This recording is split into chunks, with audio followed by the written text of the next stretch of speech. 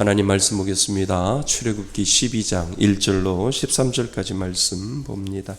출애굽기 12장 1절로 13절까지 말씀, 14절까지 말씀입니다. 14절, 12장 1절로 14절까지 말씀입니다. 한 절씩 교독하시고 마지막 절 합독합니다.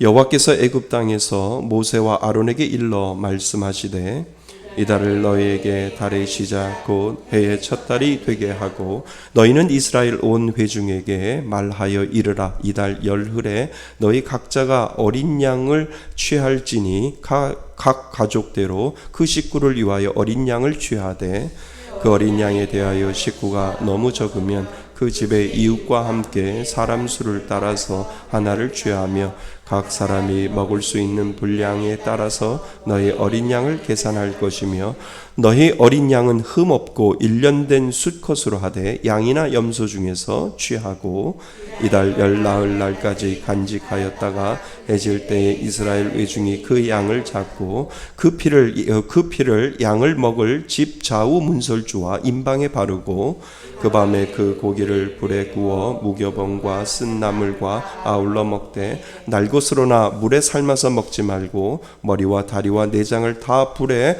구워 먹고 아침까지 남겨두지 말고 아침까지 남은 것은 곧 불사르라. 너희는 그것을 이렇게 먹을지니 허리에 띠를 띠고 발에 신을 신고 손에 지팡이를 잡고 급히 먹으라. 이것이 여호와의 유월절이니라.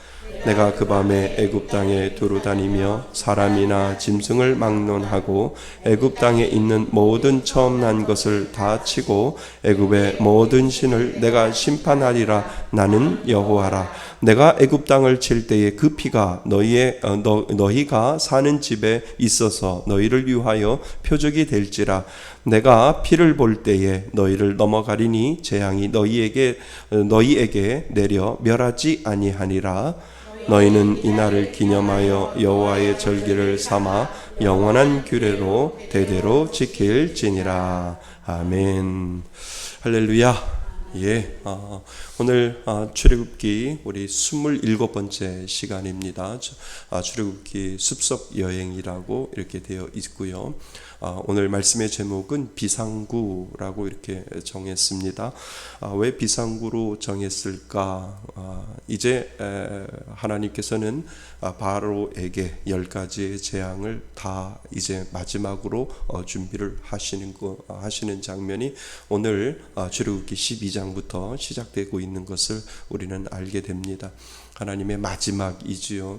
마지막에도 하나님은 이스라엘 백성과 애굽 백성을 구별하는 그 작업을 하나님께서 하시는 것을 우리는 알게 됩니다.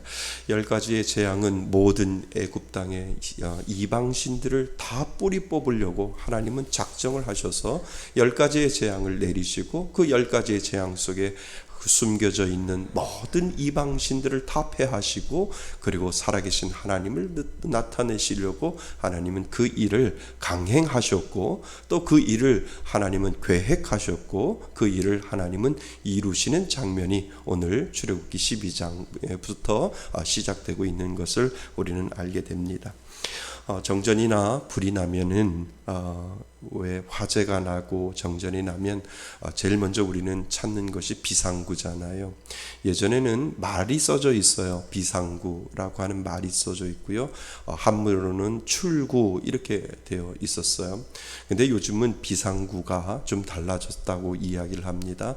비상구라고 하는 말보다는 그냥 표시로 되어 있는데 그 표시가 픽토그램으로 해서 누구나 전 세계의 모든 사람들이 저 그림만 보면 저것이 비상구고 절로 빠져나가면 탈출할 수 있겠구나 라고 해서 모든 전 세계의 사람들이 비상구의 모습을 탈출구라고 하는 그것을 픽토그램으로 만들어서 이제 전 세계가 저것만 보면 비상구다라고 이렇게 인식을 하고 그쪽으로 탈출하게 만들었다는 거죠.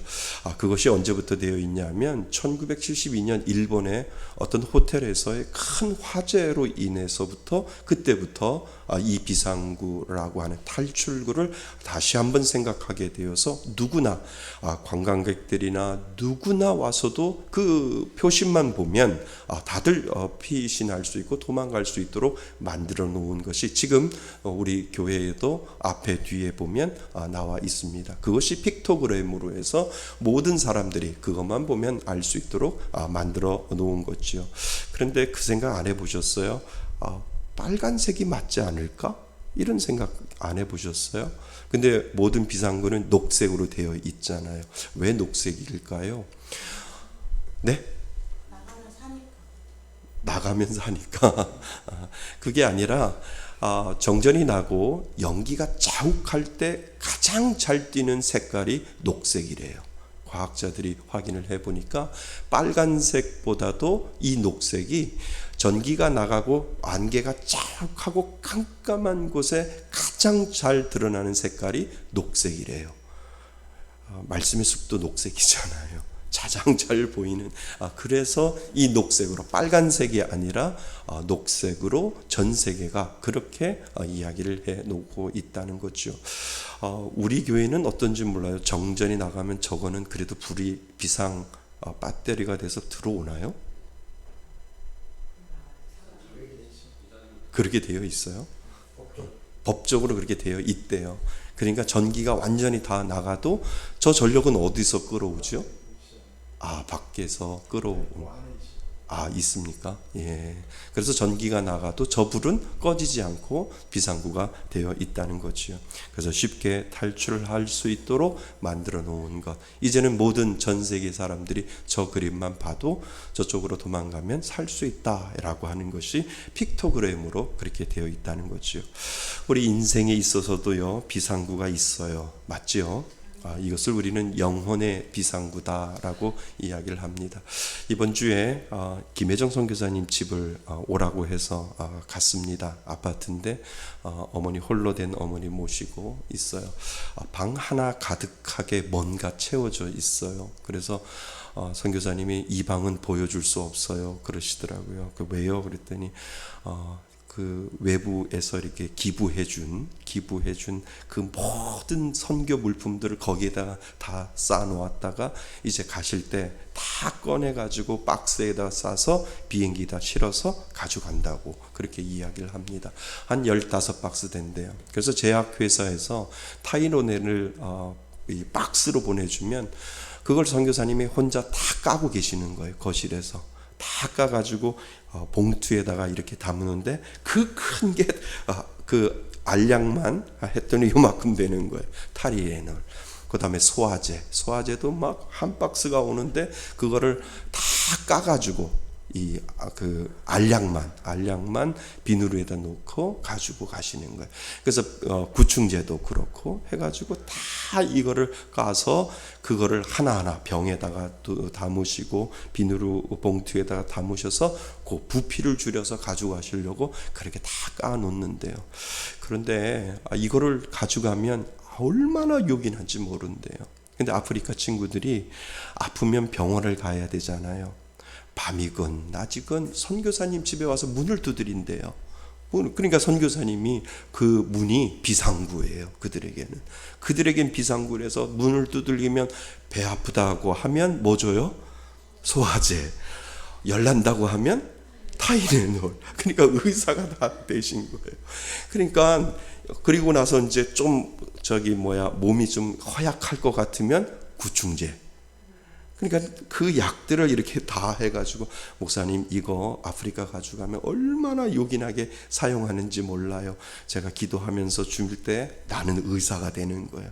머리 아프면 그거 주고 그러니까 정확하게 배 아프면 이거 주고 뭐 이렇게 해서 다 그래서 그들이 밤이건 낮이건 새벽에도 문 두들긴대요. 아프니까 어떻게 할 수 없으니까. 그러면 그들에게는 그 문은 영혼의 비상구겠구나.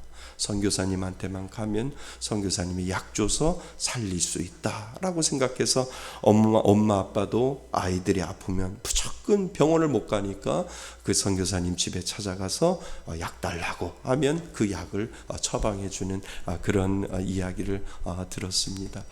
영혼의 비상구 참 중요해요. 우리들에게는요. 비상구를 못 찾거나 없거나 어딘지 모르는 것이 문제이지, 믿는 자에게는 영혼의 비상구를 분명히 주셨다라고 하는 거죠. 우리에게도 이미 영혼의 비상구가 있는 줄 믿습니다. 어디로 가야 될지 알잖아요. 우리가 애써 그거를 우리가 외면하려고 하지, 우리에게는 영혼의 비상구를 분명히 하나님이 우리들에게 주셨다라고 하는 겁니다.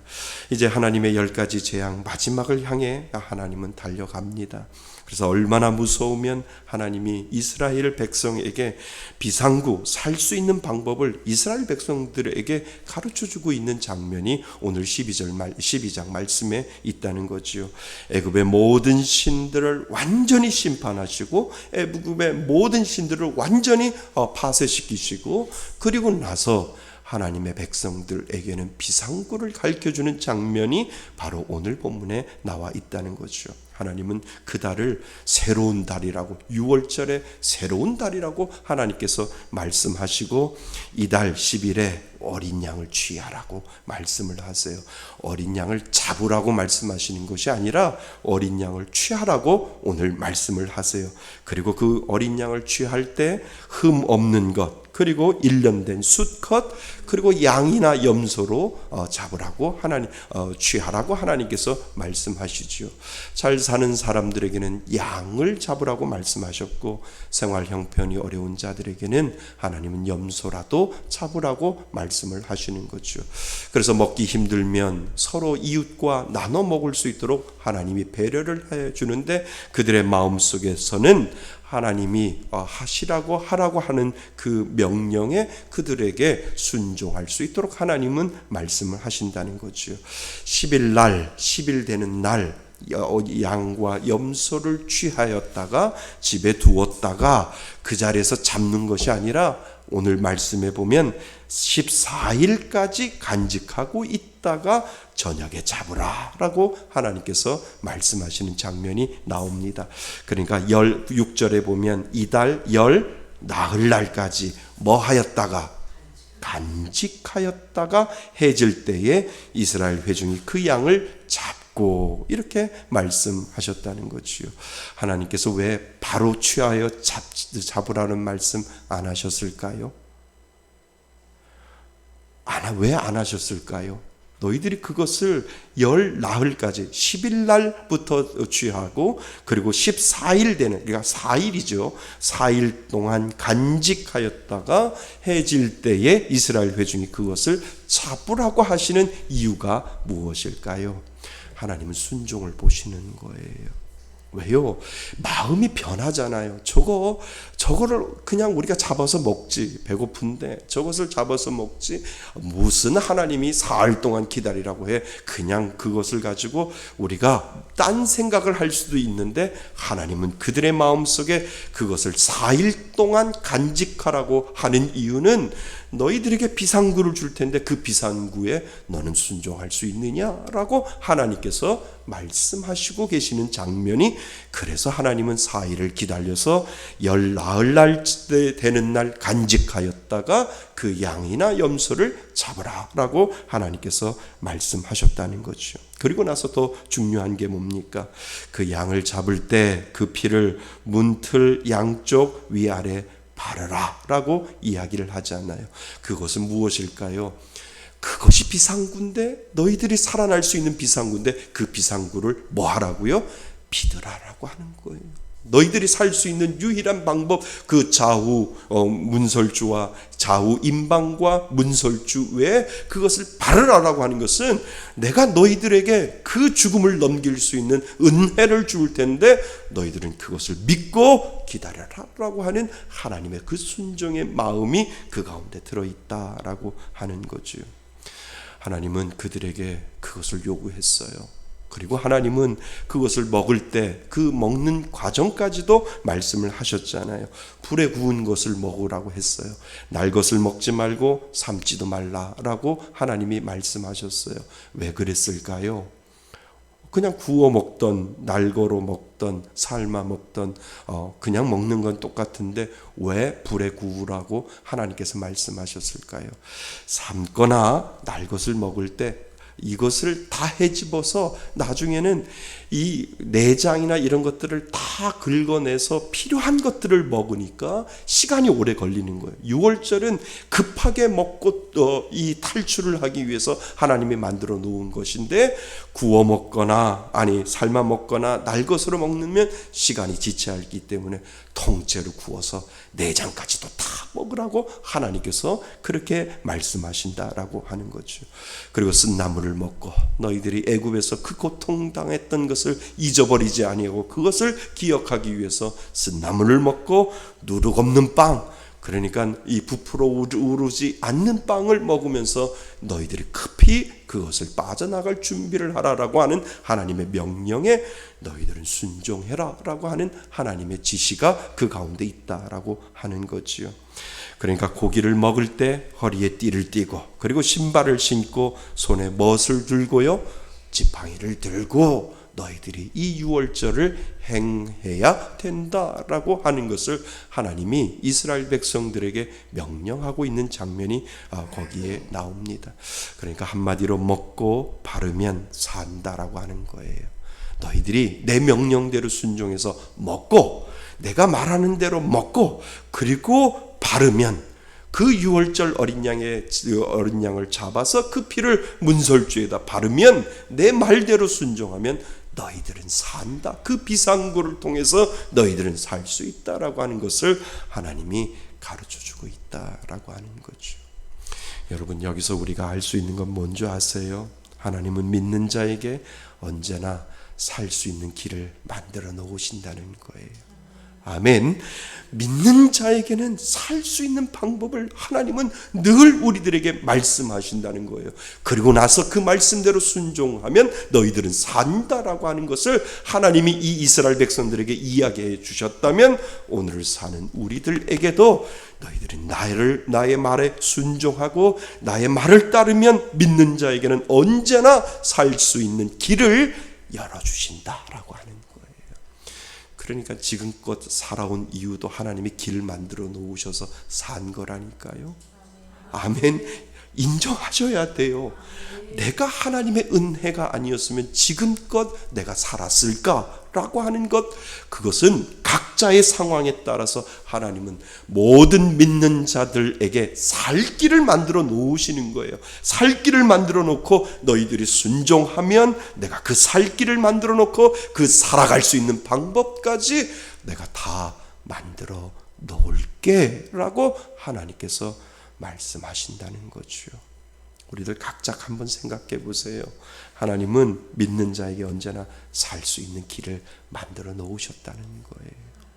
내가 가지고 있던 직업이 어떠한 직업이라도 그 직업으로 살 수 없기 때문에 하나님은 그 다른 방향을 우리들에게 틀어놓으시고 그 직업을 통해서 그것을 그 길로 가라고 하나님께서는 비상구를 열어놓고 그 길을 순종하고 가면 그 길 위에 너의 살 길이 있다라고 하나님이 분명히 말씀해 주셨잖아요. 아멘. 맞습니다. 그래서 오늘 우리는 살아있는 것이고요. 그래서 믿는 자에게 하나님은 늘 살 길을 만들어주시는 하나님, 그 하나님이 바로 저와 여러분들의 하나님이신 줄 믿습니다. 그래서 하나님은 믿는 자를 사랑하시고 끝까지 사랑하시는데 우리가 먹고 살 수 이 땅을 살아갈 때도 그 먹고 살 수 있는 방법까지 그리고 영원한 비상구를 통해서 영생을 얻을 수 있도록 하나님께서 만들어주신 분, 그분이 바로 저와 여러분들의 하나님이신 줄 믿습니다. 그래서 하나님의 순종하는 자에게 내가 그 피를 볼 때에 너희를 넘어가리라 오늘도 말씀하신다는 거죠. 자, 우리 13절 같이 한번 읽어보겠습니다. 13절입니다. 시작. 내가 애굽 땅을 칠 때에 그 피가 너희가 사는 집에 있어서 너희를 위하여 표적이 될지라. 내가 비를 볼 때에 너희를 넘어가리니 재앙이 너희에게 내려 멸하지 아니하니라. 아멘. 우리는 그 예수의 피로 말미암아 우리는 죽음이 넘어간 줄 믿습니다. 예수의 피로 말미암아 영원한 비상구를 우리는 이미 얻었기에 우리는 그 피를 믿는 자마다 죽음을 뛰어넘고 하나님이 주시는 영원한 복락을 우리는 누리게 된다라고 하는 사실을 오늘 저와 여러분들에게 다시 한번 하나님은 각인시켜 주신다라고 하는 사실을 여러분 기억하실 수 있기를 바랍니다. 우리는 그 존재예요. 그런 존재. 우리는 그것을 알아요. 예수를 믿는다는 것은 어떻게 하면 살 수 있는지 아는 존재라는 거예요. 어떻게 해요? 하나님이 주신 그 말씀대로 순종하면 그 앞길이 안 보이고 깜깜해 보여도 하나님이 말씀하셨으니까 그 말씀하신 대로 제가 순종하며 그 길 가겠습니다 라고 하는 이 믿음의 고백을 하면 그 앞길이 깜깜해도 하나님은 그것이 영혼의 비상구요 탈출구요 영원히 살 수 있는 길임을 우리들에게 가르쳐 주시는 분, 그분이 바로 하나님이신 줄 믿습니다. 그래서 우리는 늘 갈등하는 거예요.